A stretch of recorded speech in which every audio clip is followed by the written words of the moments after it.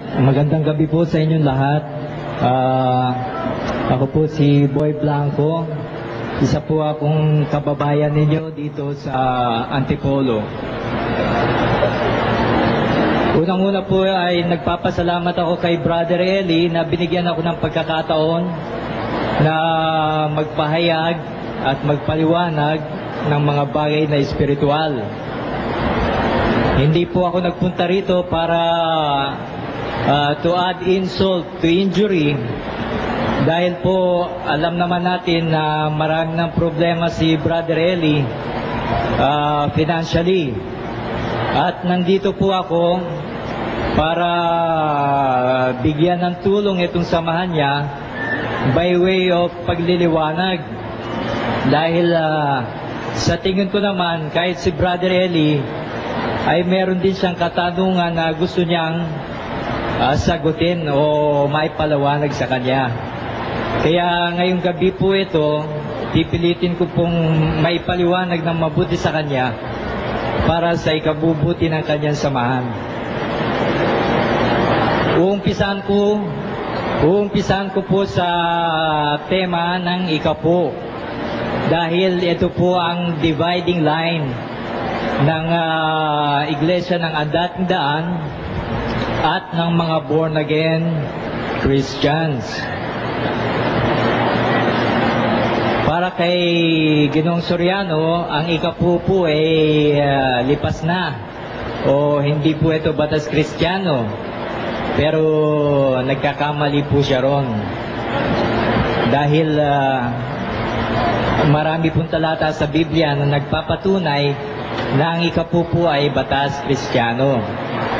Kaya uumpisan po natin sa umpisang-umpisa. Ang sabi po ni Mr. Soriano, sa mga Hudyo lang daw ang ikapo, hindi daw po ito sa batas Kristiyano. Nagkakamali kayo, Mr. Soriano,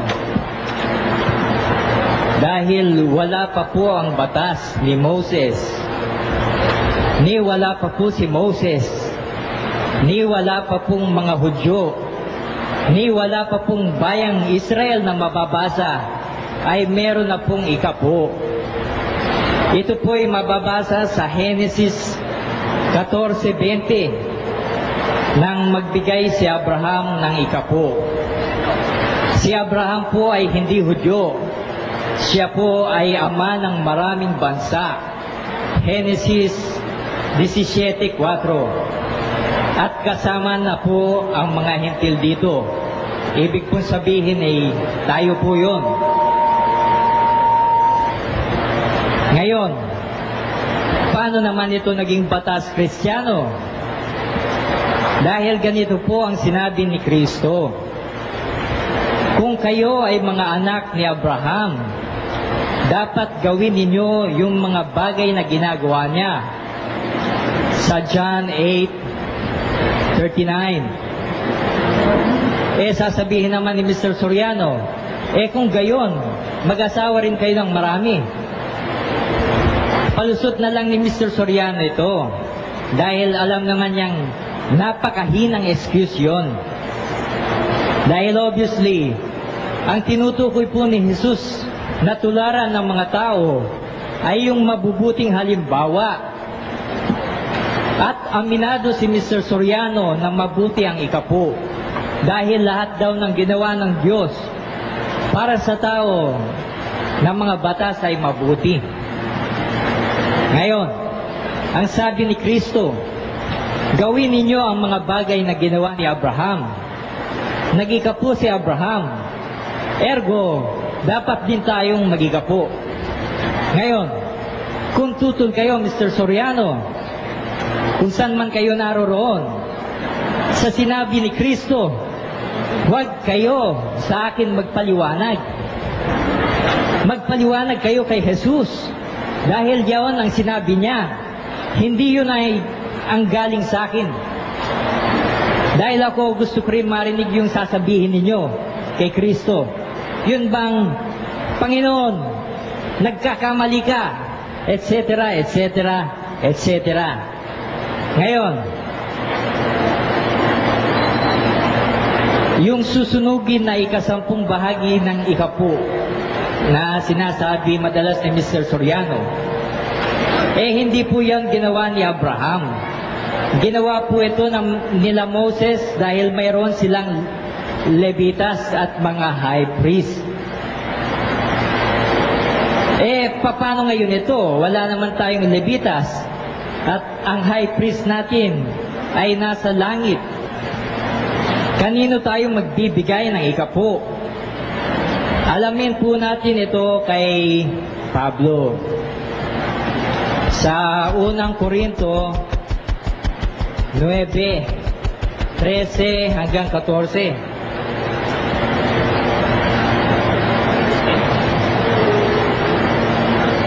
Ganito po ang sinasabi. Surely you know that the men who work in the temple get their food from the temple, and that those who offer the sacrifices on the altar get a share of the sacrifices. In the same way, emphasis po sa in the same way. The Lord has ordered that those who preach the gospel should get their living from it. Ayun po.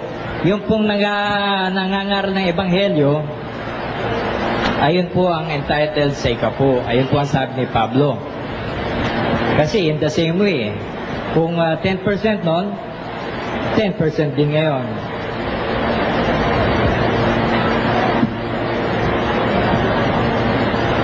Ngayon, ang sabi ni Mr. Soriano, hindi daw para sa Panginoon ang ikapu. Ito daw ay para sa mga saserdotes Levitas. Alamin po natin sa Malakay 3:8. Sa Malakay 3:8, ito po ang sinasabi. Is it right for a person to cheat God? Of course not. Yet you are cheating me. How? You ask. In the matter of tithes and offerings. Ngayon, doon sa nabasa nating talata, sino po doon ang pinagnanakawan? Yung mga Levites ba? O ang Panginoon? Maliwanag po ang Panginoon na tinutukoy doon eh. At kaya kong ipitin si Mr. Soriano kung gusto niyang i-challenge ako. Dahil ang Panginoon po ang nagtatanong, is it right for a person to cheat God? Wala nang po Levitas dito eh. Ang Panginoon na nakalagay eh. Ngayon, ituloy po natin. A curse is on all of you because the whole nation is cheating me. Ito po ang masaklap sa nangyari sa ang dating daan. Meron silang curse, meron silang sumpa ngayon. Hindi ni Brother Eli malaman kung bakit nangyayari ito sa negosyo niya. Bakit daw ng negosyo niya? Bakit kailangan siya mangutang sa Bombay para lang may maipakain sa kanyang mga tupa. Hindi niya naiintindihan kung bakit. Ito, sinasabi ko na ngayon kung bakit. Nasa Malakay. A curse is on all of you because the whole nation is cheating me. Bring the full amount of your tithes to the temple so that there will be plenty of food there. Put me to the test. I-test daw po ang Diyos. Alalahanin natin ang tinukso po si Kristo. Ang sabi po ni Kristo dun sa demonyo, you shall not put the Lord your God to the test. Pero dito po sa Malakay, ang sabi po dito, test me. Subukin niyo ako. Kaya gano'n na lang ang pang-atake ni Mr. Soriano sa mga nag-iikapu. Dahil palagay ko hindi po niya nasusubukan eh. Kaya gano'n na lang. Tuloy po natin. And you will see that I will open the windows of heaven and pour out on you in abundance all kinds of good things. I will not let insects destroy your crops, and your grapevines will be loaded with grapes. Then the people of all nations will call you happy, because your land will be a good place to live. Ito po ang gustong marinig ngayon ni President Joseph Erap Estrada. Dahil ito po yung sikreto kung paano uunlad ang bansa natin. Dahil ang bansa natin nakasumpa. Dahil kukunti lang po ang nag-iikapo. Ngayon, ang sabi ni Mr. Soriano, kung tunay nga ito, di dapat wala na tayong paglalagyan. Dahil siksik-liglig umaapaw sabi niya, siksik-liglig umaapaw di dapat wala na tayong paglalagyan. Do you realize, Mr. Soriano, kung ano ang sinasabi mo? You are saying that God is a liar.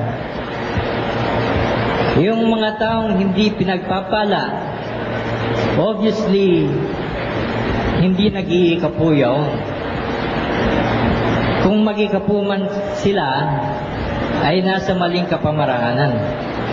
Dahil may tama at maling kapamaraanan ang pag-ikapo. Kung galing sa masama yung ibinibigay nyo sa Panginoon, definitely, imbis na blessing ang pupunta sa inyo, ay magiging curse.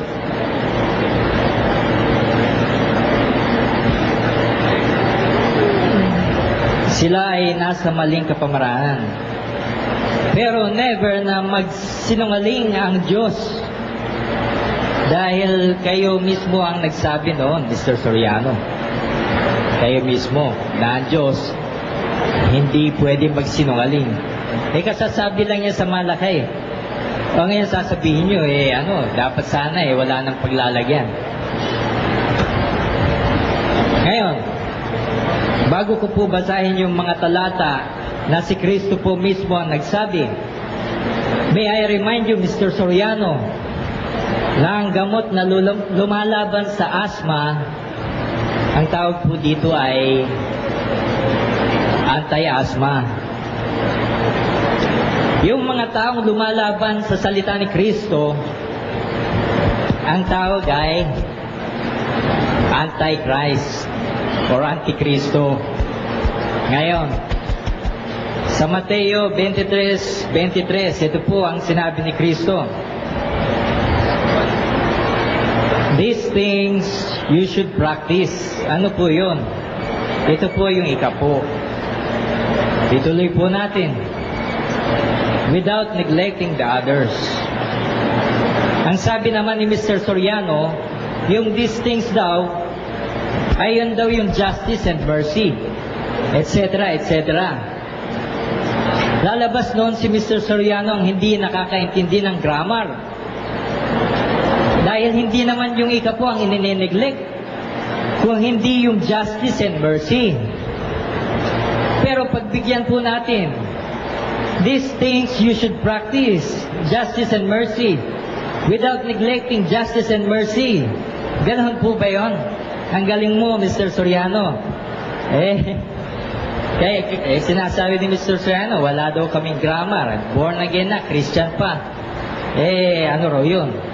For your information, Mr. Soriano, may mga born again na hindi naman Kristiyano at may Kristiyano na hindi naman born again. Actually, ito pong bansa natin ay Christian. Tinatawag na Christian.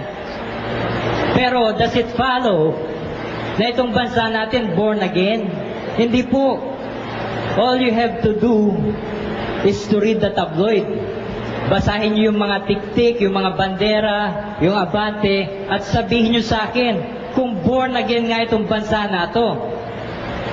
Definitely hindi. Kaya nagkakamali ka, Mr. Soriano. Ikaw ang hindi nakakaintindi ng grammar.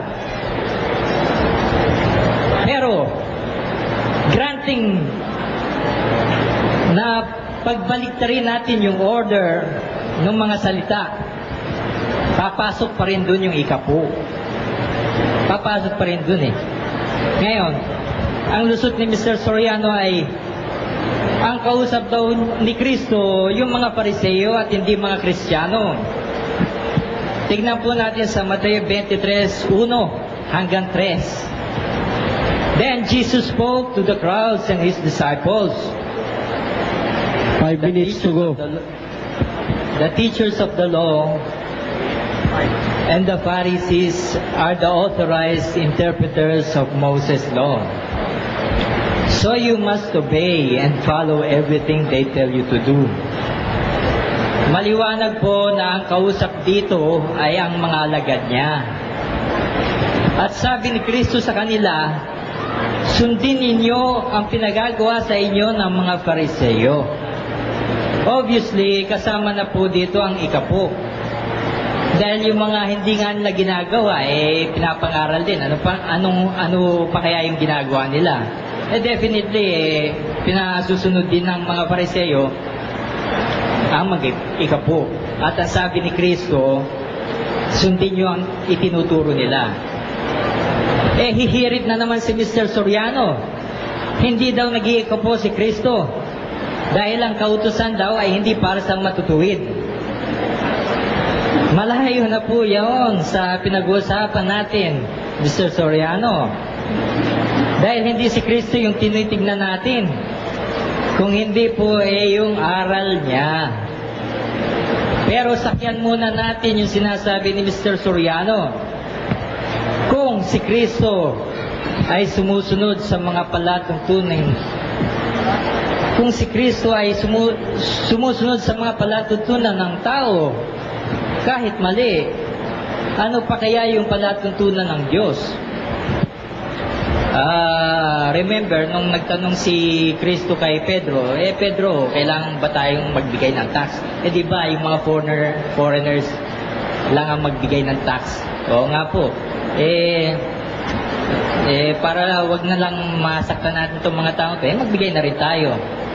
Bagamat labag sa kanila na sundin itong palatuntunan ng tao, ginawa nila. Ngayon sasabihin ni Mr. Soriano, hindi raw sinusunod ni Kristo ang palatuntunan ng Diyos dahil immune daw si Kristo Hindi daw para sa matutuwid ito At bakit naman siya tutuksin pa ni Satanas kung alam ni Satanas na walang posibilidad na bumigay si Kristo? Ibig sabihin, may possibility na labagin niya yung utos. Ganun lang naman ang logic nun Nonsense po itong sinasabi ni Mr. Soriano. Ngayon, nabitin na ako.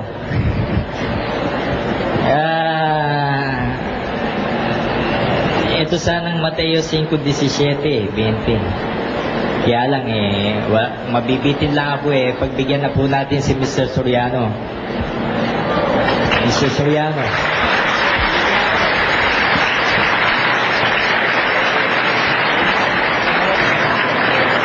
Magandang gabi po. Magandang gabi. Brother Eli Soriano. Pwede na po magsapol. Ang una ko pong tanong, kapatid na Blanco, ganito. Ilang minuto ba yung tanong? Sabi mo kanina, kaya tinukso ng demonyo si Kristo, may possibility na siya'y bumigay. Anong talata sa Biblia yun?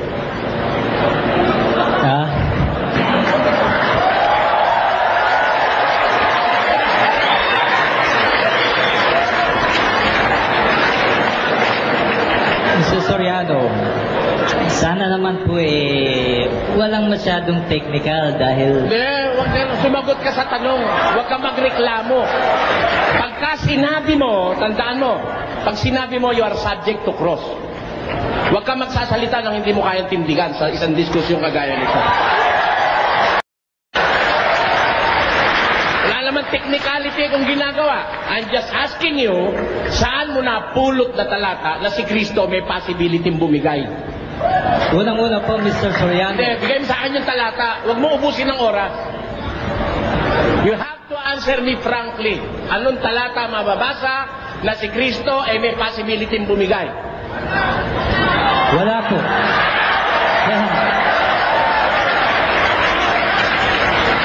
Hindi po sa ganong pangungusap dahil alam niyo naman, Mr. Soriano, na ang ginagamit... Inuubos mo oras, kapatid. Sumagot ka ng tama sa tanong. Wala. Anong talata? Walang talata. Salamat. Sagot mo.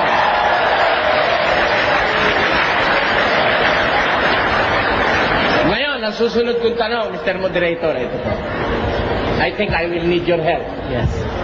Kung mabasa ko sa Biblia na walang possibility bumigay si Kristo, tatanggapin mo, niloloko mo lahat ng tao ngayon dito.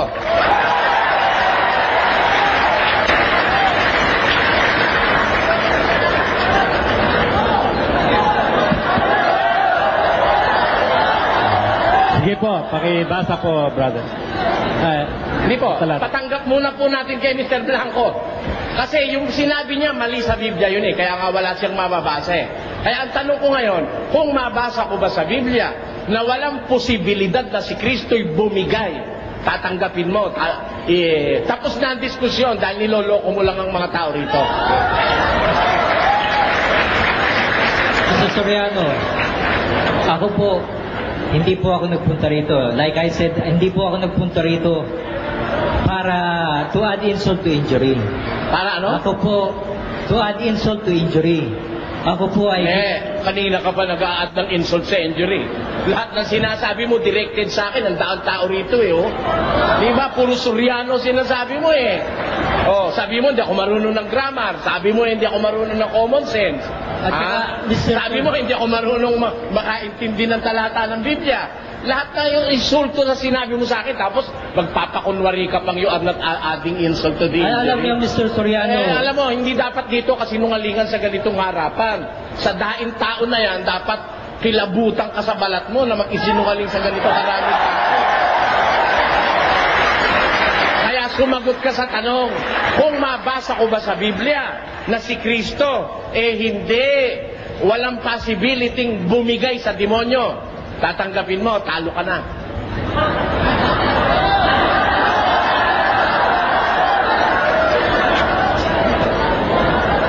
Alam na po naman natin yung story eh. Bakit mo Hindi. pa itatanong sa You akin? are under cross. Nasa cross examination ka. Answer as technically as possible. Tumagot ka. Kung tatanggapin mo, natalo ka na pag nabasa ko na si Babasahin mo na lang, Kristo. Mr. Soriano. Wala namang ganyan eh. Bla-bla ko yung Ay, hindi. Diskusyon ito eh. Bla-bla ko yung Diskusyon ito eh. Dapat alam mo ang consequences ng pagharap mo sa akin. Ibahin mo ko sa ibang nakaharap mo. Diskusyon ito eh. Huwag kang humingi ng mercy sa akin. Dapat, paglalaban ka sa gera, kagaya niyan, ikaw pala marunong ng grammar, ako hindi. Ha? Ikaw pala nakakaintindi ng Biblia, ako hindi. Ikaw ngayon ang hihingi ng mercy.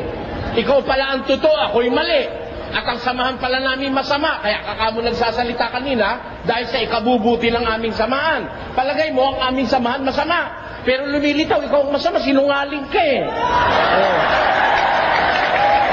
Diba? Kaya sumagot ka ngayon, Mr. Blanco. Soriano, unang-una po, wala po ang sinasabi na meron sa Biblia yung sinasabi nyo na bumigay si Kristo. Wala po ang sinasabi. Hindi ako nagsabi nun. Ikaw ang nagsabi nun, ano? Wala po ang sinasabi. Ikaw ang nagsabi nun na kaya tinukso ng demonyo si Kristo dahil may possibility siyang bumigay. Ikaw ang nagsabi. Bakit naman siya tutuksin pa ni Satanas kung alam ni Satanas na walang posibilidad na bumigay si Kristo? Ibig sabihin, may possibility na labagin niya yung utos. Ganun lang naman ang logic nun eh. Ito eh. At bakit naman siya tutuksin pa ni Satanas kung alam ni Satanas na walang posibilidad na bumigay si Kristo? Ibig sabihin, may possibility na labagin niya yung utos. Ganun lang naman ang logic nun eh. Litis siyang bumigay. Hindi analysis yun. Conclusion yun sa'yo. Ha? Ngayon, pinatitindigan ko sa iyo ang sinabi mo na yan. Kung lalaki ka talaga at may paninindigan ka, kung mabasa ko ba sa Biblia na walang possibility na si Kristo'y bumigay, tatanggapin mo, sinungaling ka, manluloko ka, tapos na ang diskusyon, talo ka na. Ba't ko naman tatanggapin, Ayan. Mr. Soriano?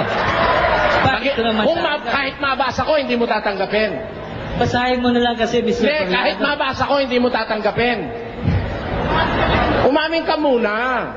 I am merciful to those who are worthy of mercy.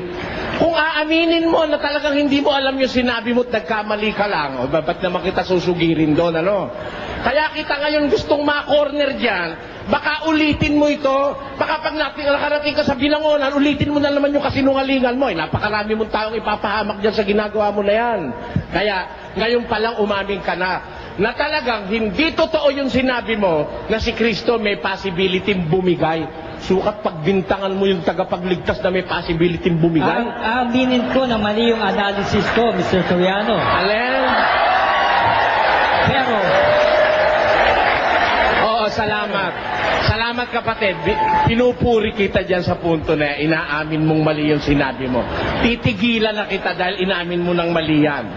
man siya tutuksiin pa ni Satanas kung alam ni Satanas na walang posibilidad na bumigay si Kristo. Ibig sabihin, may possibility na labagin niya yung utos. Ganun lang naman ang logic nun eh. Ginagawa mo na yan. Kaya ngayon pa lang umamin ka na talagang hindi totoo yung sinabi mo na si Kristo may possibility bumigay. Sukat pagbintangan mo yung tagapagligtas na may possibility bumigay. Aminin ko na mali yung analysis ko, Mr. Soriano. Alin? Pero, Oo, salamat. Salamat kapatid. Pinupuri kita dyan sa punto na inaamin mong mali yung sinabi mo. Titigilan na kita dahil inaamin mo ng mali yan. Ngayon, lilipat ako ng ibang tanong. Pangalawang paksa po.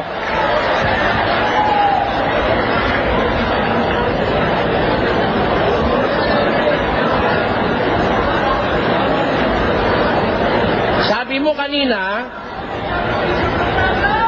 ginamit mo ang 17.4 ng Henesis. At doon ay nakasulat ang ganito at gusto kong basahin ang Henesis 17.4 for clarificatory reasons. Ito ang sabi dito. Tungkol sa akin, narito ang aking tipan ay sumasayo at ikaw ay magiging ama ng maraming bansa. Dito ba tinutukoy ba yung ikapo? mali po yung binasa nyo, Mr. Soriano. 17.4. Sinabi mo kanina, sinight mo, 17.4. Yung sinasabi ko po, ayun po ay tungkol sa mga hintil. Ang sabi He mo, is the father of many nations. Kasama po ang mga hintil. kapatid, alam mo, sinusulat ko yung sinasabi mo, verbatim eh. Binastos ko nga yung mga kausap ko sa labas, di ko pinakinggan dahil kailangan isulat ko yung sinasabi mo eh. Eto, sabi mo, nagkakamali ka, Mr. Soriano. Wala pang batas si Moises. Sa ikapo, batas na ang ikapo, 17.4 ng Henesis. Sinabi mo kanina yan. Ngayon, Mali po, Mr. Soriano, dahil nakasulat din dito yung binabasa ko. Oh. Nagkakamali kayo, Mr. Soriano. Dahil wala pa po ang batas ni Moses. Ni wala pa po si Moses. Ni wala pa pong mga Hudyo. Ni wala pa pong bayang Israel na mababasa. Ay meron na pong ikapo. Nang magbigay si Abraham ng ikapo.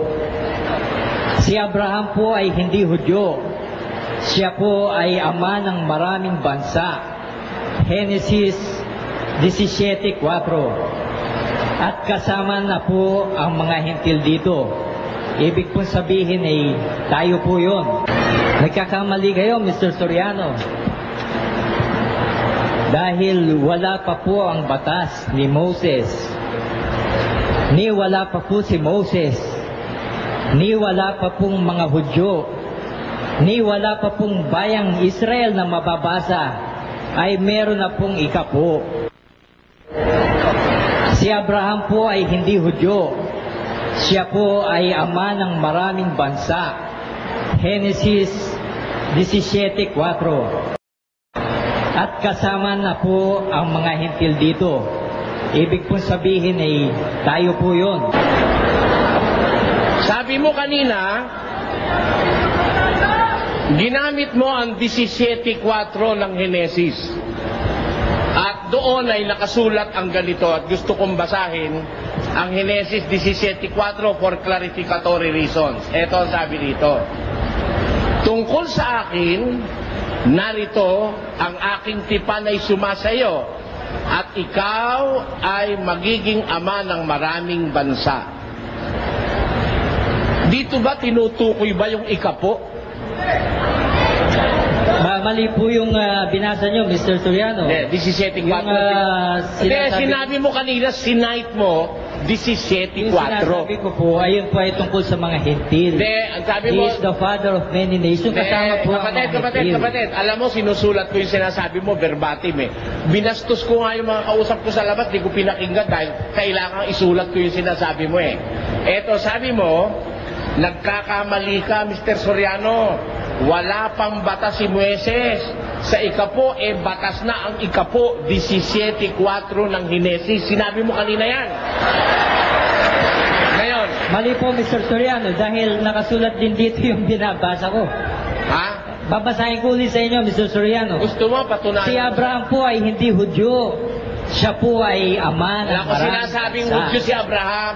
Ang isinight mong talata, doon ba sa 17:4 ng Genesis? Hindi po, Meron nagkabaligtad barong kayo, Mr. Soriano. Nagkabaligtad kayo. Ano? Anong talata sinasabi mo? Yung sinabi ko pong nag-ika po si Abraham. Sa Genesis 14:20. 14:20. Ngayon, Teka muna, sandali.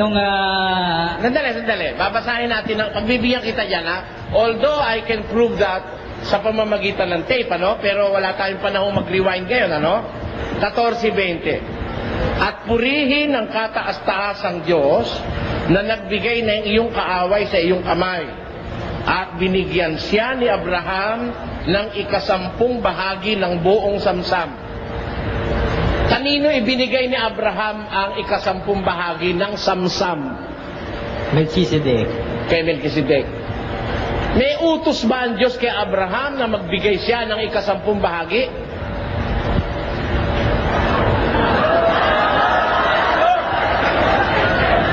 Hindi po natin alam. Wala pong mababasa sa Biblia. Hindi po natin alam. Bakit mo sinabi kanina na hindi pa iniuutos kay Moises, batas na kay Abraham kung hindi mo pala alam? Hindi po. Magpaliwanag ka, Mr. Blanco. Ganito po ang You sinabi seem ko. to contradict yourself. Palagay ko, wala ka sa sarili mo. Kanina sabi mo, nagkakamali ako. Ayan, nakalagay, kasulat verbatim mo. Dahil, sabi mo, kaya ako nagkakamali, si Abraham, hindi pa ibinibigay ang batas kay Moises tungkol sa ikapo. Sabi mo, si Abraham ay may batas na mag-ikapo. Kaya tinatanong kita ngayon, sabi mo, hindi mo alam na may batas pala ang Diyos kay Abraham magbigay Wala na po ikapo. ang sinasabing ganon, Mr. Soriano. Wala po. Soriano. Nagkakamali kayo, Mr. Soriano. Dahil wala pa po ang batas ni Moses. Ni wala pa po si Moses. Ni wala pa pong mga Hudyo. Ni wala pa pong bayang Israel na mababasa. Ay meron na pong ikapo. Nagkakamali kayo, Mr. Soriano. Dahil wala pa po ang batas ni Moses. Ni wala pa po si Moses. Ni wala pa pong mga Hudyo. Ni wala pa pong bayang Israel na mababasa. Ay meron na pong ikapo. Sige. Panoorin nyo sa telebisyon, mga kababayan, Hindi. no?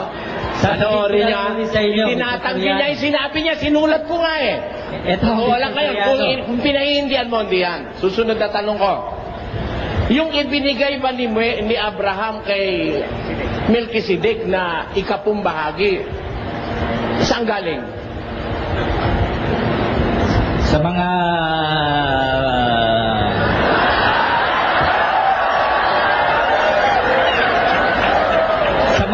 ang natalo niya, yung mga...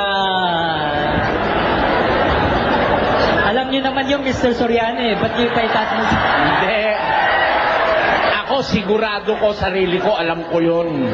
Kaya ako tinatanong dahil ikaw ang hindi nakakaalam, kaya kita tinatanong. Eto, susunod kong tanong. Yung bang samsam, yun ba, pag-aari ba ni Abraham yun o inagaw niya lang? Ayun po ay pinagkaloob sa kanya ng Diyos. Hindi.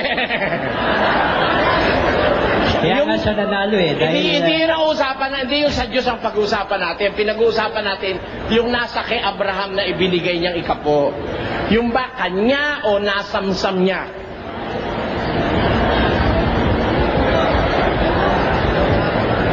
nasamsam niya. Nasamsam.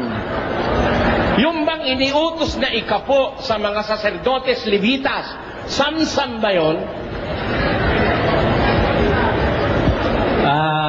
Pakiulit, Mr. Soriano. Uubusin mo oras ko, Mr. Blanco eh. Yung bang iniutos na ikapo sa mga saserdotes Levitas sa Israel na kukolektahin sa bayan? Yung ba samsam o utos ng Diyos na manggaling sa kanilang mga pinagpagalan? Ayun po ay utos ni Moises. Ne, ano nga yun? Yung ba samsam, kapareho ba nung kay Abraham yon? O yun ay iba ang pagkukunan, hindi Iba nga samsam? po ang kay Moises, iba rin po ang kay Abraham. Ayun. Yung kay Abraham po, ayun po ang sinusunod natin. Ayun, salamat. Hindi yung kay Moises. Ayun. Sa mga tweet, ang susundin natin ngayon yung kay Abraham. Tama po. Ayan. Ikaw ba nanlilipol ka ba ng mga bansa at meron ka ba samsam para ka mag-ikapo? Mr. Soriano, huwag naman ganyan. Below the belt. Hindi. Below the belt. Ikaw ang nagsabi, ang susundin natin yung kay Abraham. Di ba? Sabi mo kanina yung susundin natin yung kay Abraham. At ang kay Abraham, samsam. Alam niyo, Ikaw ba, pag nag-iikapu ka, nagnanakaw ka ba para ipag-ikapu mo? Alam nyo, sinasabi nyo, Mr. Soriano, na pangit ang ugali ni Abraham. Hindi gano'n. Sinabi sa'yo mo. Bibigyan Tingnan mo, niya ha? ang Diyos Tingnan mo. ng... May sinabi ba akong pangit ang ugali ni Abraham? Ayun na. Ang tabil ng dila nitong taon to, masahol pa ito sa babaeng chismosa, oh. Eh, wala naman ako sinasabi kay liwaliwalag, tinatanong kita. Sabi mo, sa utos na ikapo, ang susundin natin yung kay Abraham. Yung kay Abraham, galing sa mga samsam, pinaglupigan sa mga bansa na kanyang mga pinagpapatay. Ikaw ba ngayon, pumapatay at nanlulupig para ka makapagbigay na ikapo sa iglesia nyo? Sagot, Hindi Mr. po. Blanco. Hindi po. Sumusunod ka ba ngayon kay Abraham? Sumusunod. Alin ba totoo? Time. Susunod ka. Sige, time na po. Mr. Soriano. Time na kapatid. Tayo na po.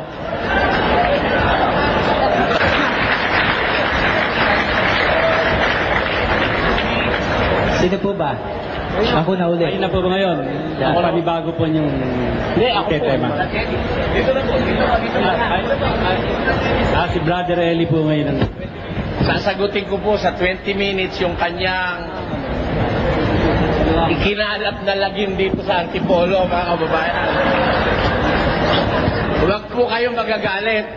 Hindi po ako mabagsik sa kapwa. Galit lang ako sa maling turo. Sa mga kapwa-tao, wala po akong, kung gusto nyo, pagkatapos dito, i-blow out ko pa si Mr. Blanco, no?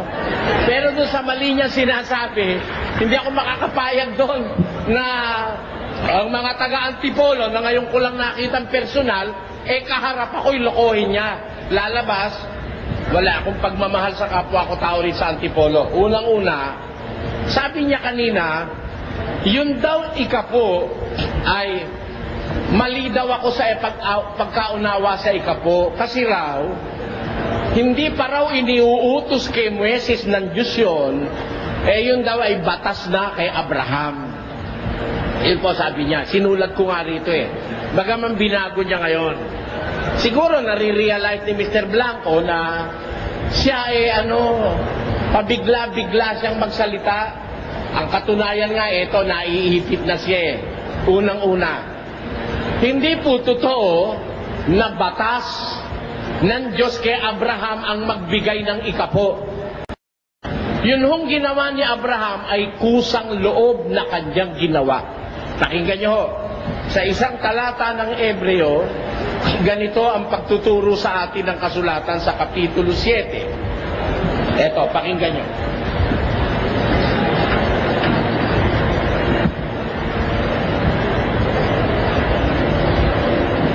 Sa 7, versikulo 1. Sapagkat itong si Melkisedek, hari sa Salem, saserdote ng kataas-taasang Diyos, na siyang sumalubong kay Abraham sa pagbabalik galing sa paglipol sa mga hari, at siya'y pinagpala niya, na siya namang binahagi na ni Abraham ng 10 bahagi ng lahat, na kung sasaysayin, una-una, siya'y hari ng katwiran at saka hari naman sa Salem, na siya sa makatwid ay hari ng kapayapaan, na walang ama, walang ina, walang kapasimula ng araw ni katapusan ng buhay, na dapat naging katulad ng anak ng Diyos na nananatiling saserdote magpakailanman. Nilay-nilayin nga ninyo kung gaano ang kadakilaan ng taong ito na binigyan ni Abraham na patriarka ng 10 bahagi ng mga pinakamagaling na samsam. Dito po sinasabi ng Biblia, itong si Melkisedek, nung si Abraham ay manggaling sa panlilipol sa mga bansa. Ang trabaho po ni Abraham noon, para makapag-establish siya ng isang kalalagyan niyang mahusay, nang lipol siya ng mga bansa at mga hari. Na-overpower niya yung mga hari. Kaya yung mga samsam, ang tawag huro niya, yung mga spoils, yung mga samsam na nakuha niya doon sa mga natalo niya, nung siya'y pauwi, sinalubong siya ni Melkisedek na hari sa Salem. Ang Abraham na ito, nagbigay ng 10 bahagi ng lahat ng pinakamagagaling na samsam. Pag sinabing samsam, ito yung kanyang nakuha dun sa mga natalo niyang mga hari at mga tao. Yun ang ibinigay niya, ikapo noon kay Melkisedek. Wala hong sinasabi sa Biblia na si Melkisedek ay nanghingi. Hindi kagaya ng mga pastor ni Mr. Blanco, walang tigil ng kahihingi. Tinatakot pa miyembro na pag hindi raw nagbigay, ninanakawan ng Diyos. Walang mababasa si Mr. Blanco nang hingi si Melkisedek.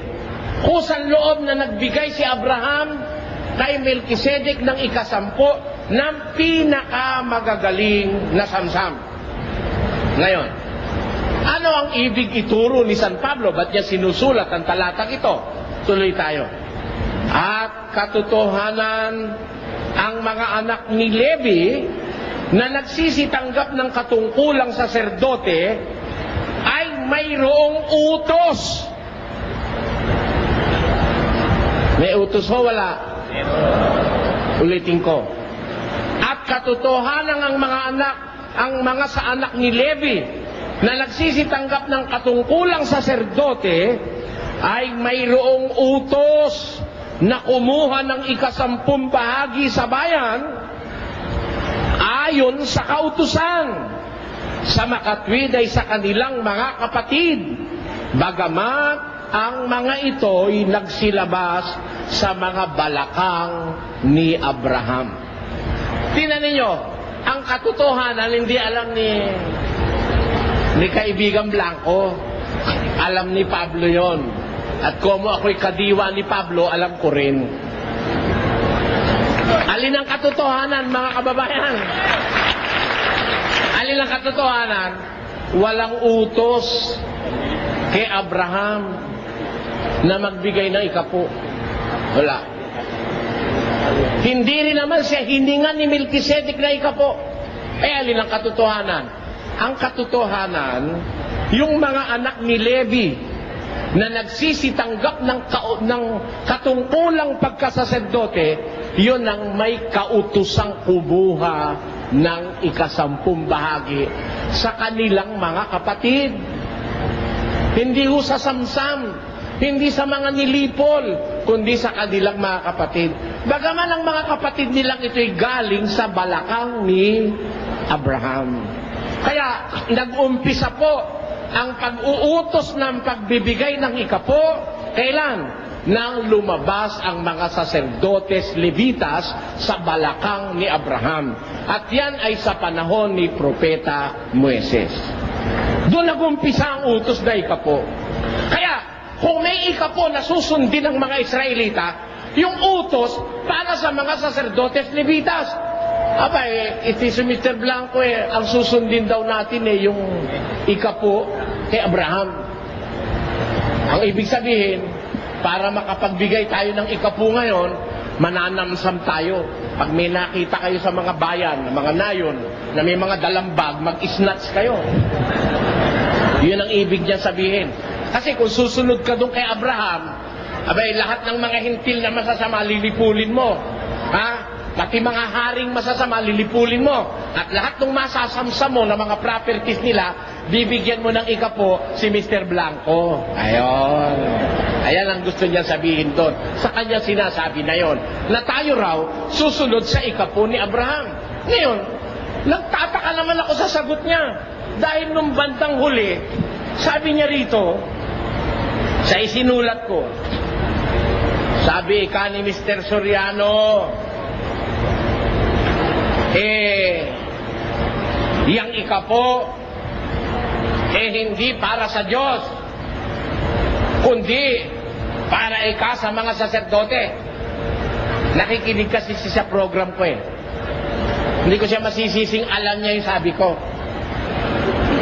Talaga naman sinabi ko, hindi naman para sa Diyos yun Para sa mga saserdotes Levitas yun pero, yun ba kahit tama? Nagkakamali ka si Mr. Soriano.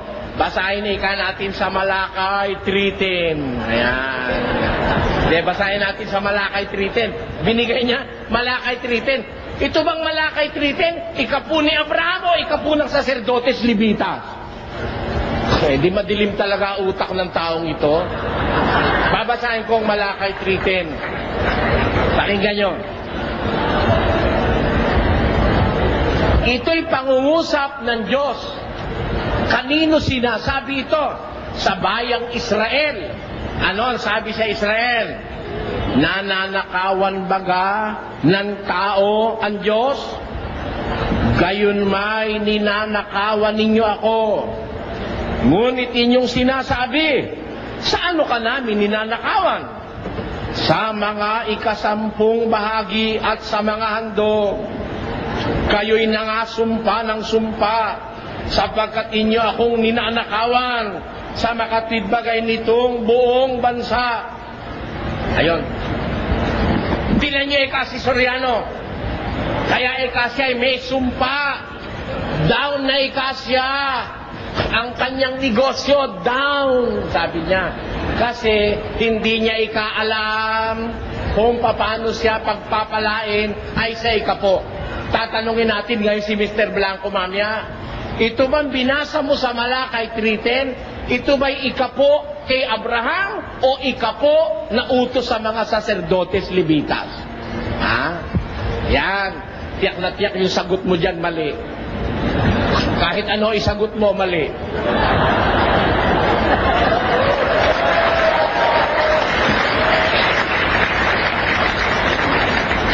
Ngayon, para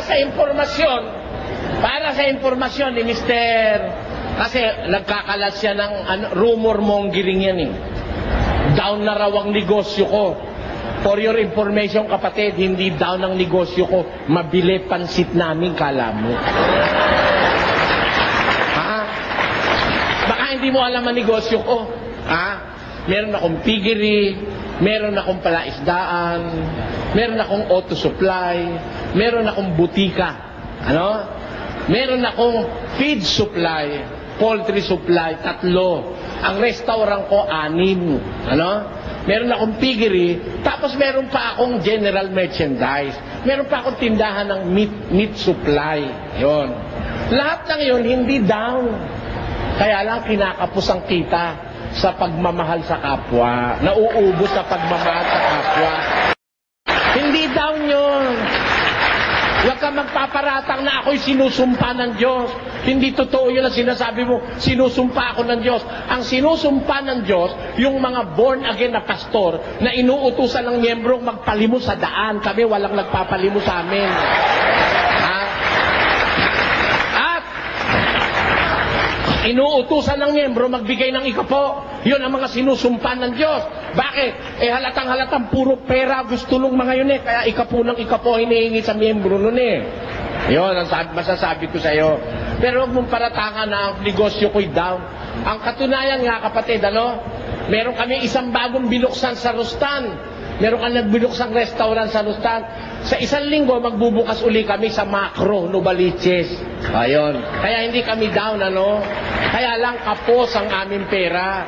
Dahil sa dami ng aming ginagawang proyekto para sa kapwa. And I hope to establish more businesses para ipakita ko sa mundo na hindi lahat ng pastor ang gusto'y kwartahan ng miyembro sa relihiyon. Yan ang masasabi ko sa'yo. Huwag mo kayo papari sa mga born again pastor na kagaya mo. Na walang iniaasa yung tiyan nila, iniaasa sa miyembro. Ha? Walang lalamunin kundi mangungurakot sa miyembro. Yan ang maraming pastor ngayon hindi ko naman sinasabing kasama ka ron. Ngayon, eto pa sabi niya.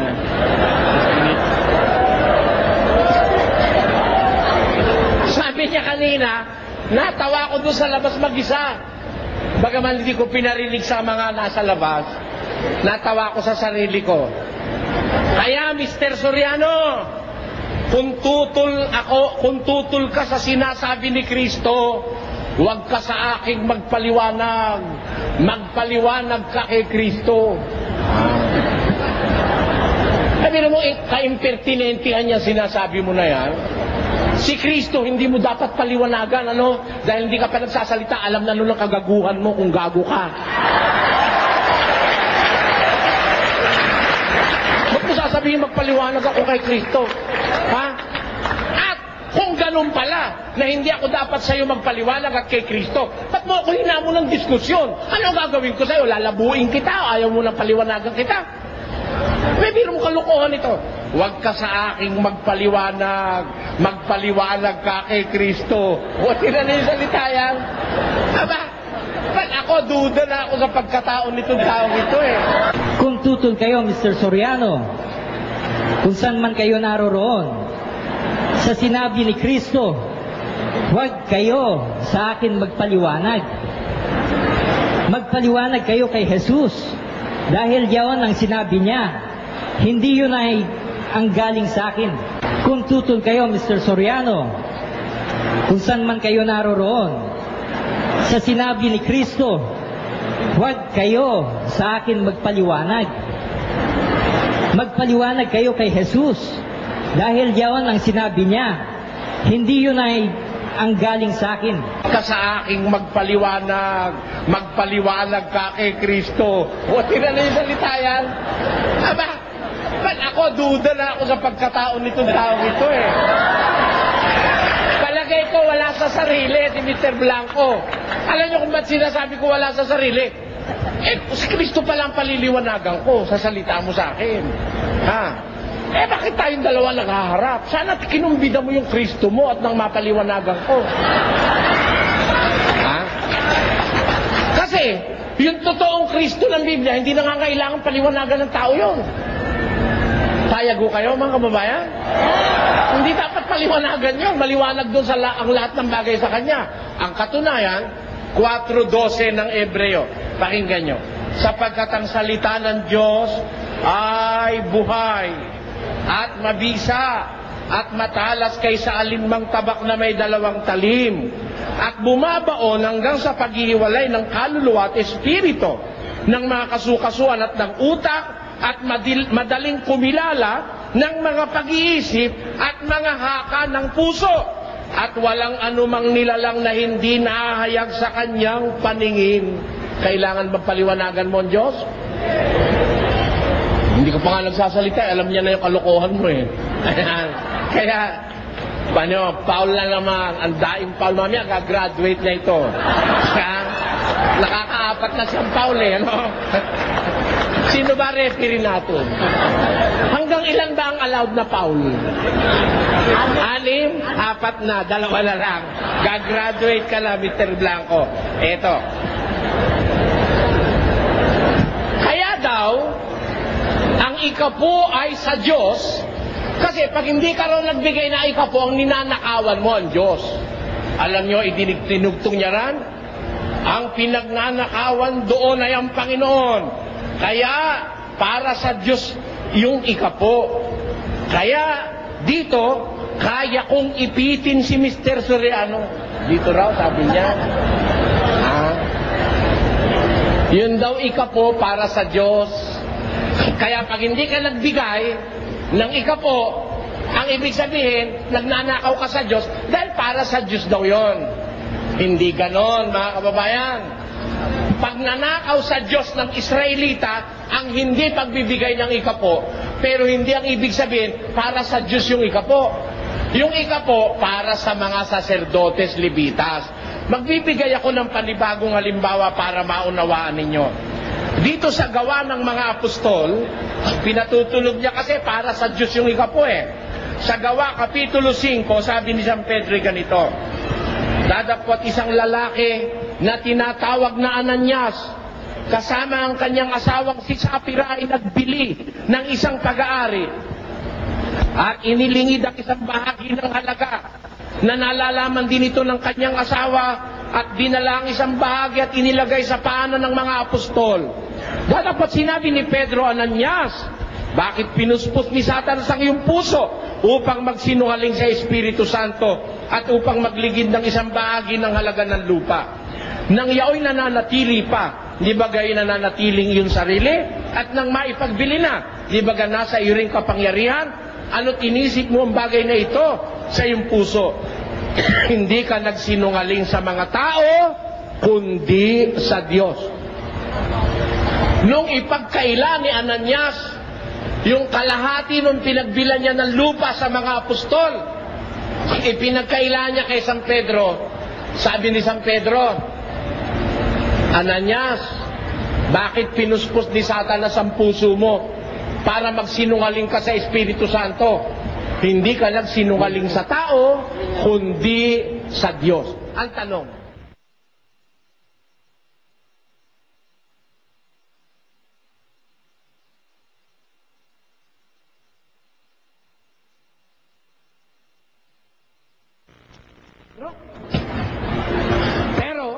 yung pagsisinungaling niya kay Pedro, pagsisinungaling niya yun sa Diyos. Sabi ni Pedro. Kaya, yung pagnanakaw mo ng ikapo, pagnanakaw mo yun sa Diyos. Pero hindi ibig sabihin, ang Diyos ang kakain ng ikapo, ano? Hindi. Gaya nung ipinaglingid ni Ananias, hindi ang Diyos ang kakain nun, hindi ang Diyos ang makikinabang nun. Yun ay ibibigay sa kapatiran. Ganon din naman, itong sinasabi ni Mr. Blanco ito, na kaya raw sa Diyos yung ikapo, pag hindi ka na nagbigay, sa Diyos ka nagnanakaw. Ang tanong, ang Diyos ba kumakain ng ikapo? Kailangan ba ng Diyos ang ikapo?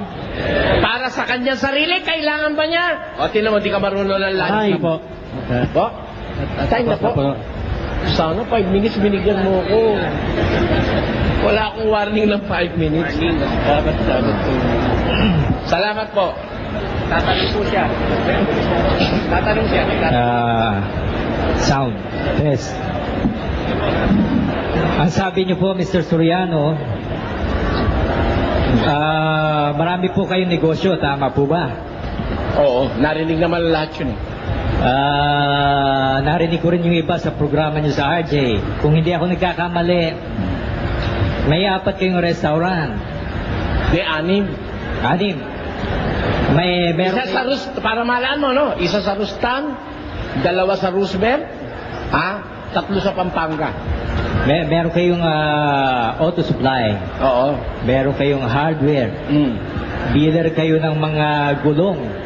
No. Mga goma. Hindi ako dealer ng mga gulong. Nung araw pa yun, ngayon hindi na. Mahal na gulong eh. Meron kayong poultry. Oo. Meron kayong piggery. Oh, anong tanong mo? Meron kayong kabayuhan. Meron kayong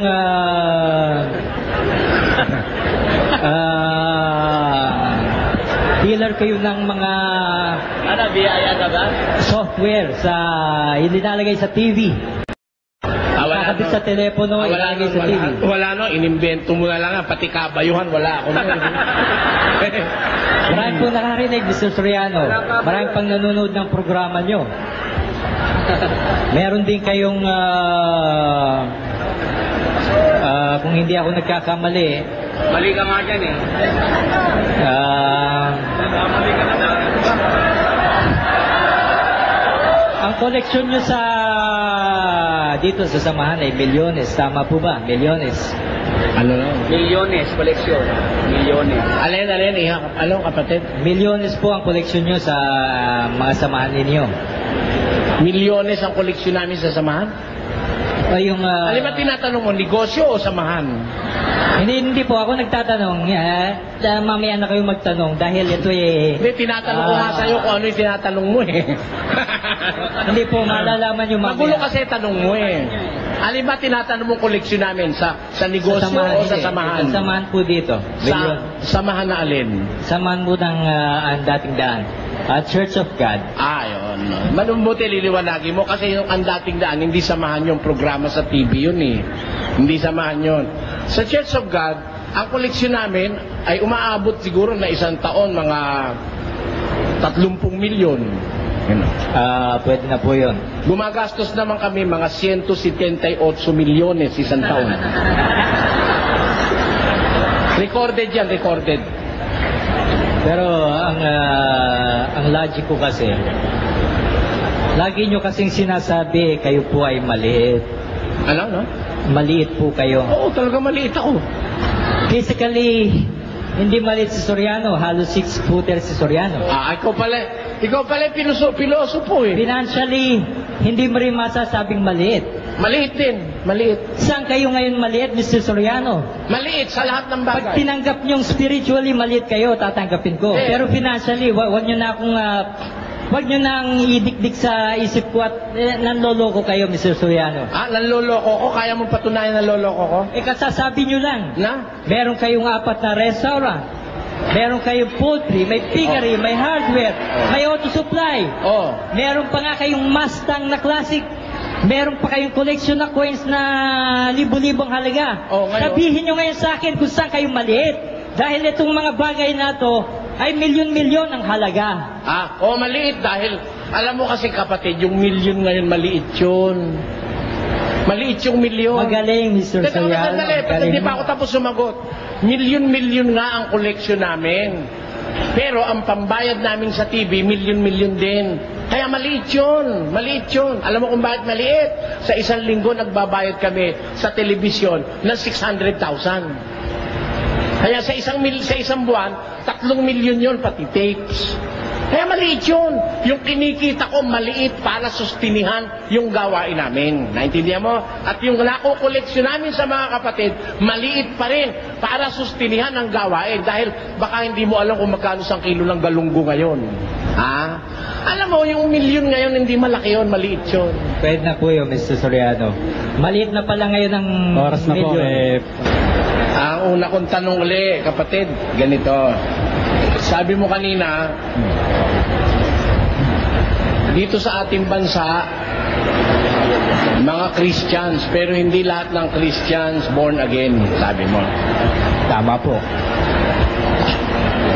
Meron bang Christian sa Biblia na hindi born again? Meron po. Asan? Si Judas. Asan? Si Judas. Basahin mo.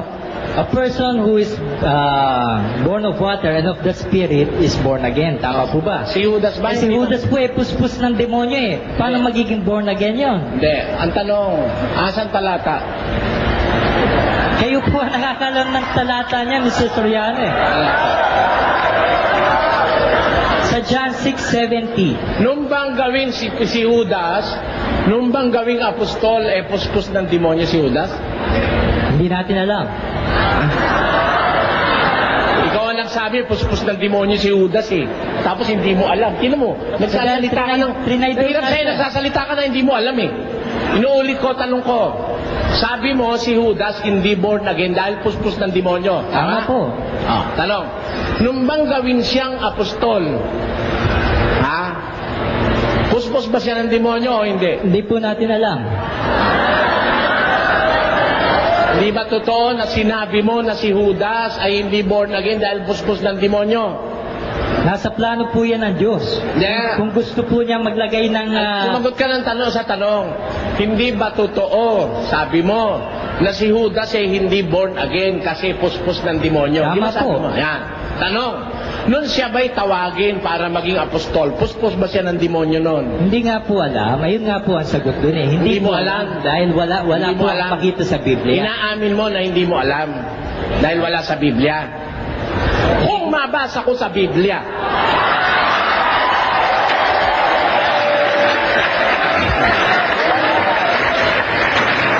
Kung mabasa nyo, Mr. Soriano, kung mabasa ko sa Biblia na si Judas nung tawagin, at nung si Judas ay gawing apostol, at nung si Judas ay bigyan ng karapatang magmilagro, hindi siya puspos ng demonyo, tatanggapin mo talaga manluloko ka? ba't ko naman tatanggapin nyo, Mr. Soriano? Sa makatwid, makapal ang pagmumukha mo kahit na mabasa, ayaw mong tanggapin. Baka sabihin ko lang na... Hindi, sumagot ka sa tanong ko. Sabi mo kanina, hindi mababasa sa Biblia na si Judas ay puspos ng demonyo nung tawagin siya ni Kristo. Bakit mo sinabi kanina na si Judas ay hindi born again dahil siya ay puspos ng demonyo?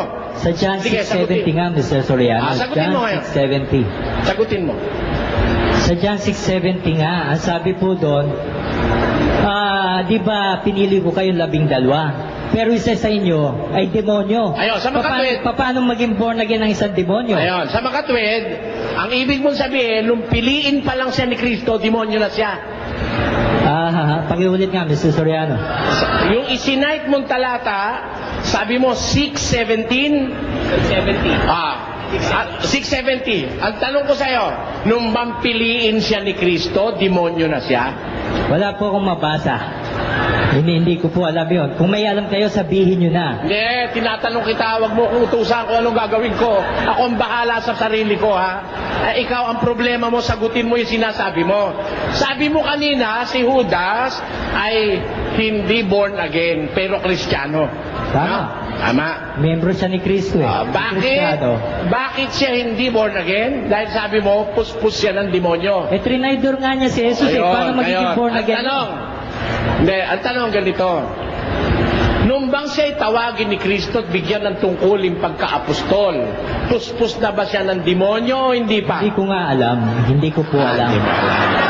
Dahil marami... Bakit mo sinabi na si Judas ay puspos ng demonyo, kaya hindi siya born again, hindi mo pala alam? Sa John 6:70 nga, Mr. Soriano, paulit-ulit lang tayo. Anong sabi ng 6:70 nandiyan? 6:70, didn't I choose the 12 of you? Yet one of you is a devil. Ayan. Mga katwid, ang pinagbabatayan mo yung salita ni Kristo, na si Kristo, si Judas ay puspos ng demonyo. Tama po. Na ang sabi mo, sabi ni Kristo, hindi ba kayo'y pinili ko 12, at ang isa sa inyo ay diablo? Ang ibig bang sabihin nun, kapatid, nung piliin ni Kristo si Judas, diablo na siya? Hindi ko po nga mabasa, hindi ko po alam. Kayo Ano ngayon ang ibig sabihin nung binasa mo? Ikaw ang bumasa nun, sasabihin mo, di mo alam. Sa ngayon po, Mr. Soriano, kahit mga demonyo pwede rin magpagaling eh. Wala akong pakialam doon, hindi yun ang tanong ko. Wala namang pagpapagaling sa tanong ko. Ikaw po, usapan natin eh, pambihira ka oh. Ikaw, tatanong ko sa'yo uli, bakit mo binasa yung 6:70? Ano gusto mong palitawin doon? Paano po magiging born again si Judas? Sinabi na nga po ni Kristo na siya ay demonyo. Ayun, sa makatwid. Kristiyano po siya. Sa susunod tanong. Pero hindi po siya born makatwid, again. sa susunod ko tanong ganito. Sige. Never in the life of Judas na siya'y na-born again.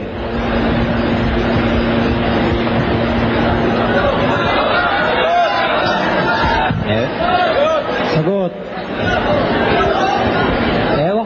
saan nyo nabasa po yan? Hindi. Sabi mo, hindi siya born again eh.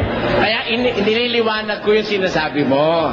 Ang tanong ko sa'yo, kung sabi mo, isinite mo yung 670 of the book of John, does it mean kaya mo sinabi yun? Never in his life was he born again? Wala po akong mabasang talata. O ano ngayon ang ibig mong sabihin nung 6:17 nandyan? Pero alam ko lang po na hindi pwede maging born again ang isang puspos ng demonyo. Pwede siyang maging Kristiyano, pero hindi siya pwede maging born again. Ayun, sa mga tuwid, pwede palang maging Kristiyano ang puspos ng demonyo. Tama po. Saan sa Biblia pwedeng maging Kristiyano ang puspos ng demonyo? Si Judas nga po eh. Hindi, basahin mo. Basahin mo.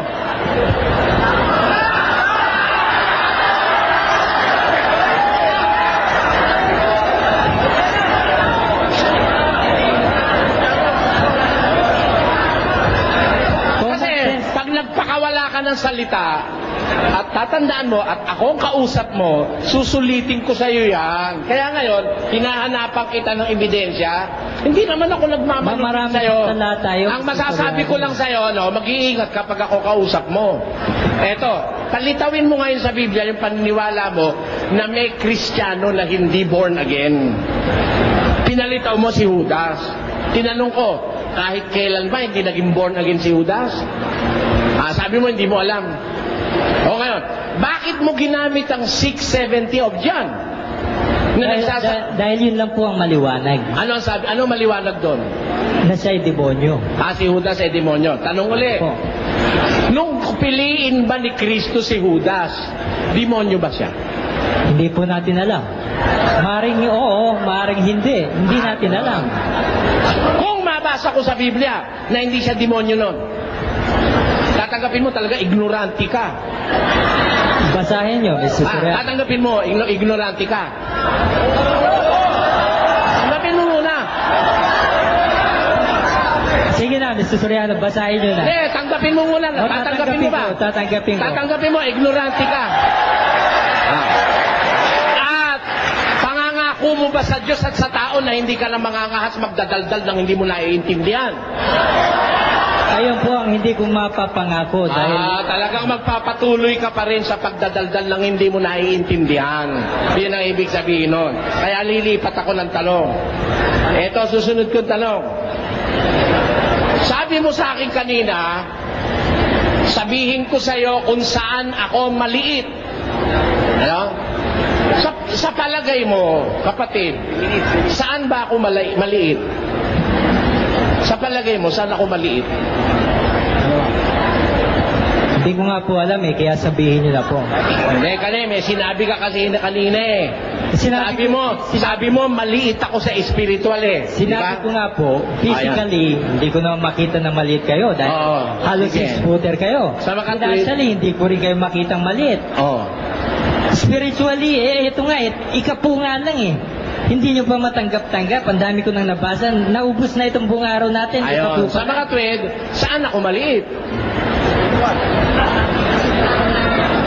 Saan ako maliit? Sumagot ka, kapatid. Sagot. Kung sasabihin nyo po. Hindi, ikaw nga nagsasabi, ikapulang, hindi ko pa maintindihan ka mo eh. Sa iyong palagay, kaya mo sinasabi yun, saan ako maliit? Sa palagay ko po, sa spiritual. Ayun. Meron akong babasahin talata sa iyo, kapatid. Sabihin mo kung saan maliit dito si Pablo, ha? Sabi niya, ako nga ang pinakamaliit sa mga apostol. At hindi ako karapat-dapat na tawaging apostol. Sapagkat pinag-usig ko ang iglesia ng Diyos. Ayun. Ang tanong ko sa iyo, dito sa talatang ito, saan maliit si Pablo? Sa material o sa espiritual? Sagot, lahat po. Material, spiritual, Financial. Saan maliit si Pablo? Lahat na po, sa lahat ng bagay. Sa material at saka sa espiritual. Tsaka sa financial. Sa financial. At saka sa espiritual, maliit din siya. Opo. Sa makatwid, pareho lang kami ni Pablo maliit sa espiritual. Hindi po, kasi mayaman kayo eh. Hindi, sa espiritual nga eh. Sa spiritual. Sabi mo, maliit sa espiritual si Pablo, maliit din ako sa espiritual. Sa makatwid, pareho kami ni Pablo. Ngayon ko lang po narinig yan dahil... Hindi, ikaw ang may sabi niyan eh. Paano ngayon mo lang narinig? Ikaw nga may sabi. Sabi mo kanina, maliit ako sa espiritual dahil di naman ako malaki. Maliit sa physical. Sabi mo, 5'6" ako, hindi ka pala marunong kalkulasyon. 5'9" and a half lang ako. Oo. 6-footer ako, sabi mo. Ngayon, sabi mo, marami akong pera. Sabi mo, kaya hindi ako maliit sa material. Maliit ako sa espiritual. Nung tanungin ko sa iyo kung saan ang ibig sabihin ni Pablo, saan siya maliit, sabi mo, maliit din siya sa espiritual. Pareho ba kami ngayon ni Pablo? Kung aminin yung maliit nga kayo spiritually, pero hindi nyo naman maamin-amin yan sa pakikinig sa TV. Walang kwenta sa akin yung sa akin ang kailangan liwanagin mo yung sinabi mo. Na maliit ako sa espiritual, maliit din si Pablo sa espiritual. Pareho ba kami ni Pablo na maliit sa espiritual? Hindi mo na, Mr. Soriano, ang sinasabi niyo po ba ay maliit din po kayo sa spiritual? Teka, ako may karapatang magtanong, hindi ikaw eh. Tatanong ngayon.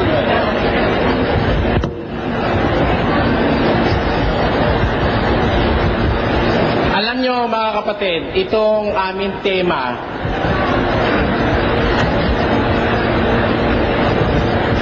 i-remind ko lang po ang tema. Sabi ni Mr. Blanco rito, ganito. Patutunayan ko na ang aral na aking ipinangangaral ay ang aral ng Ebanghelyong ikaliligtas at ikabubuti ayon sa Biblia. Ayan. Tapos, nung mag-umpisa siya, ang una niyang kinanat, ikapo. Patutunayan niya raw na yung aral niya, aral ng Ebanghelyong ikaliligtas. Ngayon, ang una niyang niliwanag ay yung daw ikapo. Tatanungin nga natin sa Biblia, mga kapatid. Pag-aaralan po natin, yung bang ikapo aral ng Ebanghelyo? Ito ba'y aral na itinuro ni Kristo at mga apostol? Ano ba ang kahulugan sa Biblia ng aral ng Ebanghelyo? Pakinggan nyo. Dito kay Lucas 16, ang versikulo 16 din, pakinggan nyo ang ating mababasa, mga kapatid. Ito po ang nakasulat sa Biblia. Ang kautusan at ang mga propeta ay nanatili hanggang kay Juan. Ayon. Yun ang wikang kautusan at yung mga propeta nanatili hanggang kay Juan. Meron ho bang hangganan yung kautusan at mga propeta? Meron. Maliwanag ang sabi ng Biblia, ang kautusan at ang mga propeta ay nanatili hanggang kay Juan. Tanong, yun ho bang ikapo kasama sa kautusan at sa mga propeta? Kasama. Ang katunayan, siya pa ang nag-cite ng talata, Malakay 3:10. As early as the time of Prophet Malakay, sinasabi na yung ikapo. Hanggang kailan ho nanatili yung kautusan at ang mga propeta? Nanatili hanggang kay Juan. Ulit ang basa, kapatid na Willie. Ang kautusan at ang mga propeta ay nanatili hanggang kay Juan. Ngayon, pagdating kay Juan, anong sabi? Mula nooy, ang ebanghelyo ng kaharian ng Diyos ay ipinangangaral. At ang bawat tao ay pumapasok doon na nagpipilit. Ayan. Pagdating ni Juan, mula noon ang wika ng Biblia, ang ebanghelyo ng kaharian ng Diyos ang ipinangangaral. Tanong, kasama ba sa ebanghelyo yung ikapo o hindi? Hindi. Bakit? Kasi yung kautusan at propeta kasama ikapo nanatili hanggang kay Juan. Nakakaintindi ba tayo ng logic? Palagay ko taga-Antipolo nakakaintindi, bukod tangin na lang si Blanco ang hindi. Ha? Hanggang saan ho ang kautusan at mga propeta? Hanggang kay Juan. Mula noon, ang ebanghelyo ng kaharian ng Diyos ang ipinangangaral. Therefore, rhetorically, biblically, hindi ho kasama yung ikapo sa ebanghelyo. Kasi, kung kasama na yung ikapo sa ebanghelyo, ba't naman sasabihin mula noong kay Juan? Noon ipinangaral ang ebanghelyo. Ha? Ang kautusan at ang propeta ay nanatili hanggang kay Juan. Bakit po hanggang kay Juan? Bakit hanggang kay Juan? At magmumula kay Juan ipinangaral ang ebanghelyo. Pakinggan nyo sa Marcos 1, versikulo 15. Ganito ating mababasa. Pagkatapos ng madakip si Juan, ay napasa Galilea si Jesus na ipinangangaral ang ebanghelyo ng Diyos. Ayon. Kailan ho inumpisahang ipangaral ang ebanghelyo ng Diyos? Nang madakip si Juan at mailagay sa bilangguan, napasa Galilea si Jesus na ipinangangaral ang ebanghelyo ng Diyos. Therefore, ang pangunahin hong nangaral ng ebanghelyo ng Diyos, walang iba kundi ang Panginoong Jesus. Tanong, nung nangangaral na ba ang Panginoong Jesus, ipinangaral niya ba yung ikapo? Dinatna na niyang nag-iikapo yung pinangangaralan niya. Ayon. Tamo, di alam ng taga-Antipolo. Ha? Nung mangaral si Jesus, dinatna niyang nag-iikapo na yung mga tao. Nag-iikapo na. Kaya nga nung sumbatan niya, eto sumbat niya. Pakinggan niyo. Sa aba ninyo, mga eskriba at mga fariseyo, mga mapagpaimbabaw, sapagkat... Bakit sa aba nila? Bakit? Kawawa naman sila. Woe unto you. Sinisisi sila ni Kristo, sinusumbatan sila. Sa aba ninyo, mga eskribas at mga fariseyo, sapagkat nangagbibigay kayo ng saikapu. Ayon. Nagbibigay sila o pinagbibigay sila? Nagbibigay na. Dinat na niya, nagbibigay na pala sila. Nung nangangaral siya ng ebanghelyo, hindi na pala kasamang ipinangangaral niya yung ikapo. Kasi ang dinatnan niya na pinangangaralan niya ng ebanghelyo, kasalukuyan ng nangagbibigay. Present progressive. Ulit. Sa aba ninyo, mga eskriba at mga fariseyo, mga mapagpaimbabaw, sapagkat nangagbibigay kayo ng saikapu ng yerba buena, at ng anis at ng komino, at inyong pinababayaang di ginagawa ang lalong mahalagang bagay ng kautusan. Ayan. Kaya pala itong mga pariseyong ito'y kaawa-awa naman sa paningin ni Kristo. Mapapahamak sila. Kasi alisto sila sa pagbibigay ng ikapo. Pero mo pati anis. Sino ho nakakaalam sa inyo ng anis? Gaano ho kaliit ang anis? Yung komino,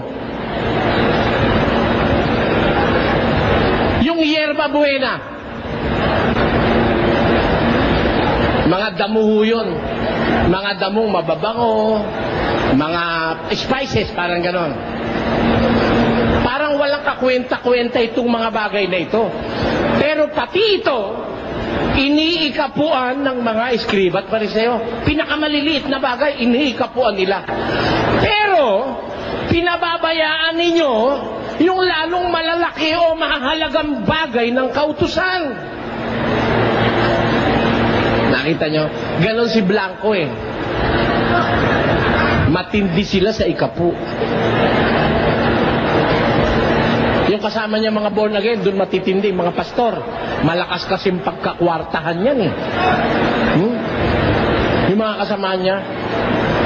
Ganun sila eh. Matinding pagkakwartahan yan eh. Pero nagbibigay kayo ng ikapo, nagbibigay na ba o hindi pa? O dinat na nga ni Kristo, nagbibigay na eh.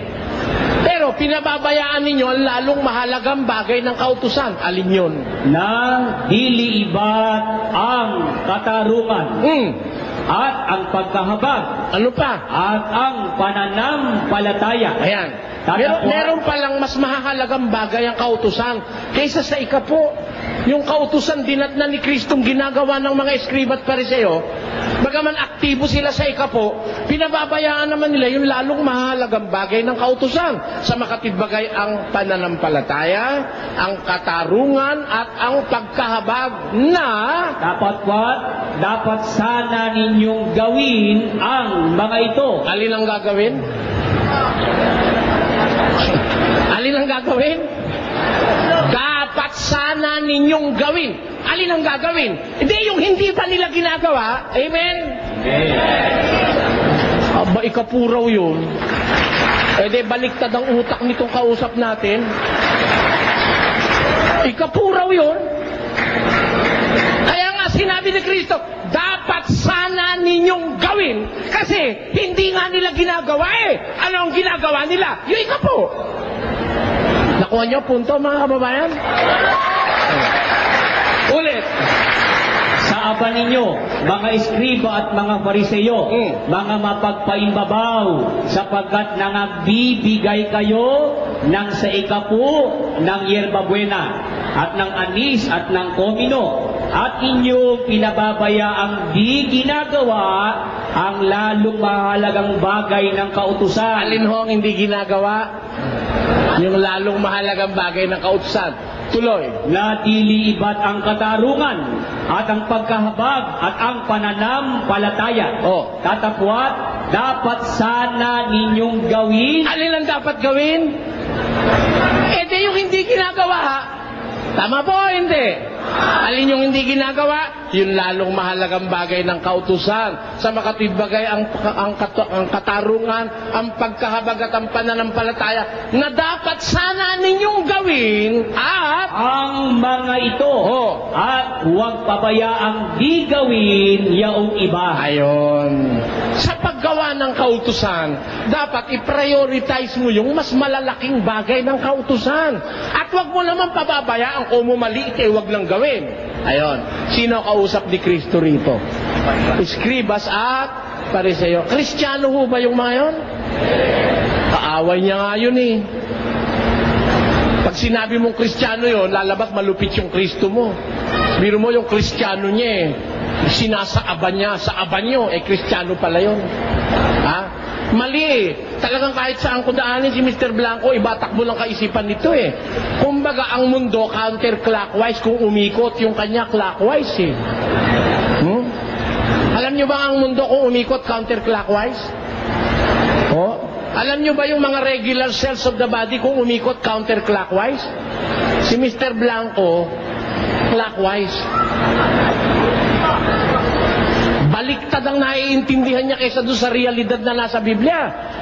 Kaya, itong kausap dito, hindi mga Kristiyano, sinusumbatan nga ni Kristo eh. Ngayon, punta tayo doon sa Kristiyano. Sabi niya, si Judas daw, Kristiyano, pero hindi born again. Natatandaan niyo ba, no? Ba't ka ako sinabi mong hindi born again? Mababasa ba sa Biblia? Wala naman siyang mabasa. Ba't niya sinabing hindi born again? Kasi raw si Judas, puspos ng demonyo. Ayan. Mga kapatid, alam niyo ho ba yung salitang puspos ng demonyo? Ano yung puspos? Antipolo, Tagalog kayo ha? Alam niyo yan. Ano yung puspos? Punong-puno, di ba? Punong-puno, apaw-apaw, puspos. Ayan. Tanungin natin kung si Judas ayon sa Biblia ay hindi na born again dahil puspos ng demonyo. Pakinggan nyo sa isang talata ni Juan, ganito ang ating mababasa. Pakinggan nyo ito mga kababayan. Sa Kapitulo 13 ito. Ng Juan. Sige. Sumagot nga si Jesus, yaong aking ipagsawsaw at bigyan ng tinapay. Bago siya mamatay, nagkaroon ho sila ng banal na hapunan bago siya mamatay.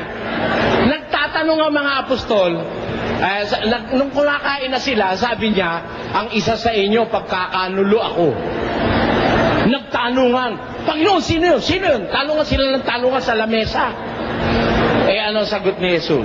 Sumagot nga si Jesus, yaong aking ipagsawsaw at bigyan ng tinapay ay siya nga. Ano ngayon na nangyari? Kaya't nang maisawsaw niya ang tinapay, ay kinuha niya at ibinigay niya kay Judas na anak ni Simon Iscariote. Anong maibigay yung tinapay? Ano nangyari? At pagkatapos na maisubo, si Satanas nga ay pumasok sa kanya.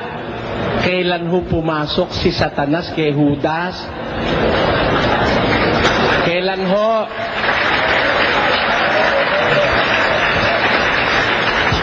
Kailan ho siya napuspos ng demonyo? Wala raw mababasa sa Biblia, hindi ka lang marunong magbasa. Nakita mo?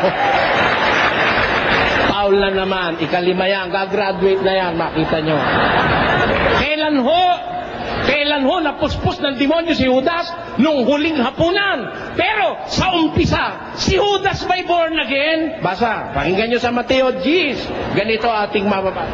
At pinalapit niya sa kanya ang kanyang 12 alagad. Kaninong alagad? Alagad ni Kristo, hindi. Alagad. Kristiyano ba yung alagad o hindi? Kristiyano si Judas eh. Born again ba? Tuloy. At binigyan niya sila ng kapamahalaan laban sa mga karumal-dumal na espiritu. Yung mga 12, binigyan ng kapamahalaan laban sa karumal-dumal na espiritu. Nung panahon na yon, may karumal-dumal na espiritu na ba kay Judas? Binigyan nga siya ng kapamahalaan para sa mga karumal-dumal na espiritu di ba mga kababayan? Pakinggan nyo, tuloy natin. Upang mapalabas nila. Magpapalabas pala sila ng mga karumal-dumal na espiritu. Sino itong mga 12 alagad na itong binigyan ng kapamahalaang magmilagro at magpalabas ng karumal-dumal na espiritu? Sino yan? Tuloy. Ang mga pangalan nga ng 12 apostol ay ito. Alin yun? Ang unay si Simon na tinatawag na Pedro at si Andres na kanyang kapatid. Sino pa? At si Santiago na anak ni Zebedeo at ang kanyang kapatid na si Juan. 4 na, tuloy. Si Felipe at si Bartolome. 6 na. Si Tomas at si Mateo na maniningil ng buwis. Si Santiago na anak ni Alfeo at si Tadeo. Si Simon na Cananeo at si Judas Iscariote. Kasama mo si Judas na binigyan ng kapamahalaan o hindi? Born again ba si Judas o hindi? Kaya delikado yung born again. May possibility pasukan din ng demonyo yan. At ang palagay ko, sa tabi ko meron ngayon. Bakit? Huwag mong sabihin si Judas nung tawagin ni Kristo, puspos na ng espiritong masama. Puspos na ng demonyo. Binigyan pa nga ng kapamahalaan At ang katunayan, hindi masama si Judas sa umpisa. Ginawa pa ni Kristong tesorero. Dito ba may organisasyon kayo dito sa Antipolo? Pagkabatarantado tao gagawin yung tesorero? Siyempre, ang ginagawa mong tesorero, yung taong sa inaakala mo'y tama ang gawain. Katiwa-tiwala. Kaya lang, yung tiwala ni Kristo at pagmamahal, sinamantala ni Judas, ninakaw niya yung laman ng supot na hinahawakan niya. Doon sumama si Judas. Ayun ang dapat yung maintindihan. Kaya, nung totaling mapuspos siya ng espiritu, kailan? Nung maisubo na sa kanya yung tinapay sa huling hapunan. Kaya huwag mo sasabihin, kapatid, na si Judas hindi na born again. Naglaladlad ka ng lagim sa sarili mong bayang Antipolo. Huwag kayong maniniwala pagka ganito aral na tatanggapin nyo rito. Mas mabuti ho'y manood kayo ng Andatindaan. Bakit? Pagka ang pakikinggan nyo, ganito lang ang alam sa Biblia. Nangangas ng tutulan ako. Ba? Ako raw ako, ha? Ilang minutes pa? Ako po raw hindi raw ako marunong ng grammar. Ha? Hindi raw ako marunong ng Biblia. Hindi raw ako marunong ng grammar. Ba't mo ako pinatulan? Ba't mo ako hinahamon? Wala pala akong alam. Sabi ng Tagalog, ang pumapatol sa wala, ulo lang iyong kamuka. Hindi ba yun ang sabi ng Tagalog? Time na raw time na raw. Salamat po.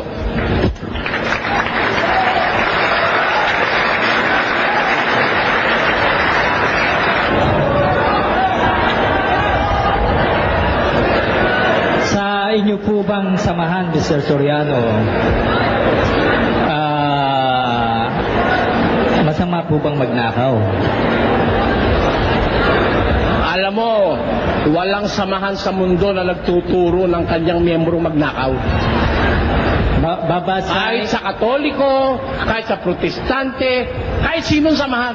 Ako'y naniniwala, walang samahang nagtuturong magnakaw ang miyembro niya. Masama yun. Babasa po ako sa Malakay 3:8. Ganito po lang. Malakay 3:8. Is it right for a person to rob God? Of course not. Yet you are robbing me. How, you ask, in the matter of tithes and offerings? Nag-iika po ba kayo, Mr. Soriano? Hindi. Sa makatuwid, kayo po ay nagnanakaw sa Hindi kami kausap dyan, Yung binasa mong talata, hindi kami kausap dyan. At sinasabi ko po naman na... Baka hindi mo alam kung sino kausap dyan sa binabasa mo. Tanong mo muna sa akin, sasabihin ko sa'yo. Kung gusto mong itanong, ngayon kung ayaw mong malaman ng tao, huwag mo nang itanong. Ako na lang mamaya magbo-volunteer. Alam nyo kasi, Mr. Soriano, yung mga ibang paratang nyo sa mga born again. Wala kang pakialam sa paratang ko. Ano ang tanong mo? Ano tanong mo? Oras ng pagtatanong mo, kapatid. Ayun nga po.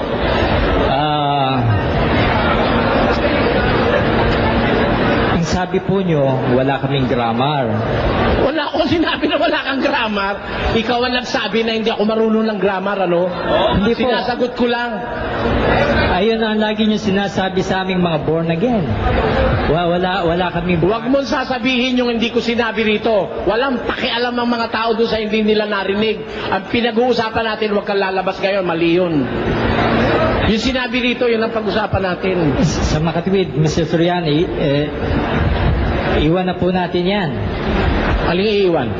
Bayo ko sa'yo. I am under cross. Kahit ano itanong mo sa akin, sasagot ako sa'yo Kung bahala ka, kung gusto mong iwan. Kung gusto mo, iwan mo na naman ako. Pwede rin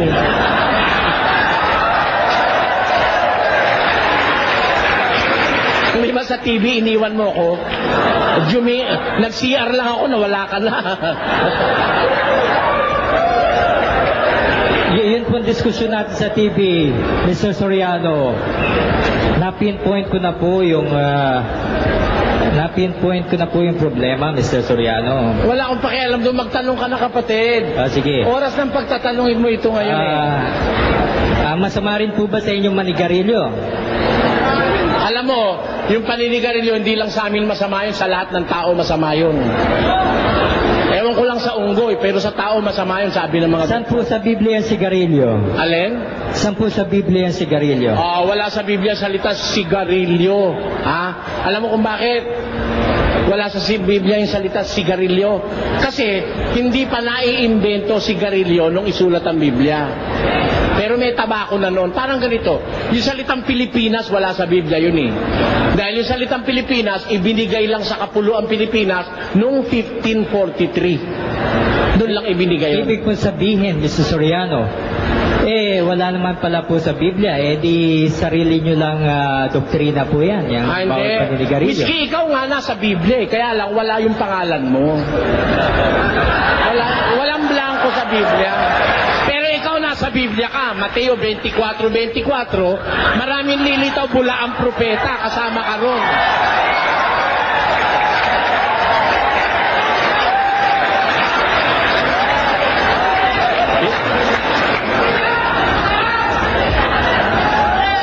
ito po niya mga kababayan, ang pinuno po ni Ginoong Soriano ay naninigarilyo. Yung pinuno niya, yung Tingnan mo, pinuno niya. maninirang puri ka pa. Naninigarilyo. 16 na taon na akong tumigil sa sigarilyo tapos pinaninira mo pa sa akin. At yung... Alam mo, nung araw, nagsusugal din ako, no? Nagna-night club din ako nung araw, ano? Oh. Oh, kailangan pa ba ako siraan sa tao? Pero, nung makilala ko yung aral ni Kristo, tinigilan ko. Ewan ko kung ikaw, nagbabanal-banalang ka.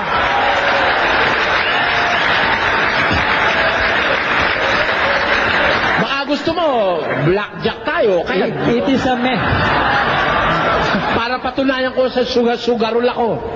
Oh, pero, kinalimutan ko na yun.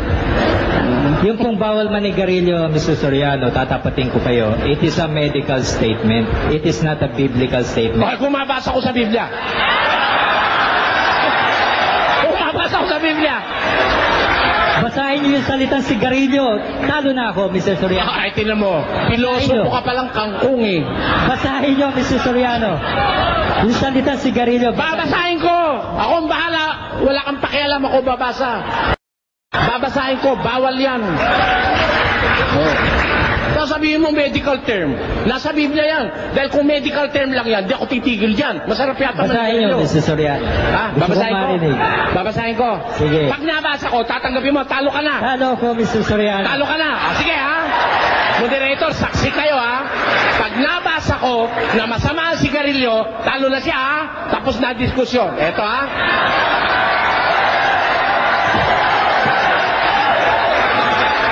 Tandaan nyo ang talata. Galacia 5:19. Patuloy. Eto po, basa.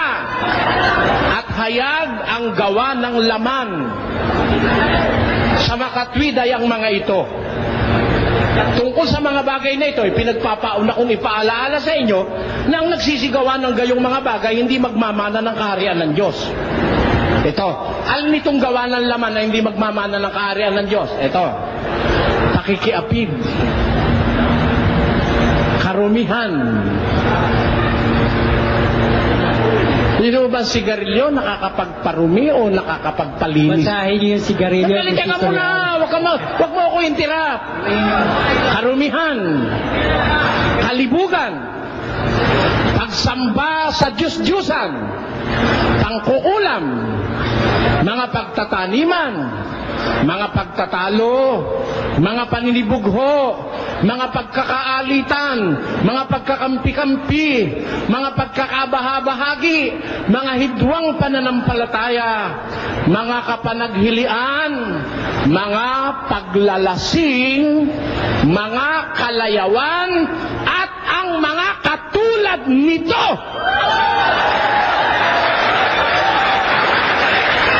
Ay aking ipinagpapaunang ipaalala sa inyo, ang nagsisigawan ng gayong mga bagay, hindi magmamana ng kaharian ng Diyos. Masama o ba o hindi? Alin yun? Mga paglalasing at mga katulad nito, mga vices. Kasama ba ang sigarilyo o hindi? Kasama, pati syabuhan doon. Pag sinabi mo na walang syabu sa Biblia, pwede ka lang magsyabu, ngayon din papadakip kita. May kasama akong pulis, akala mo? Kasama yung syabu ron, kasama yung marihuana ron, kasama ang sigarilyo ron, at lahat ng bisyong nakakapinsala sa kalusugan ng tao. Talo na si Blanco, hindi. Hindi ka marunong ng ano eh. Lohika.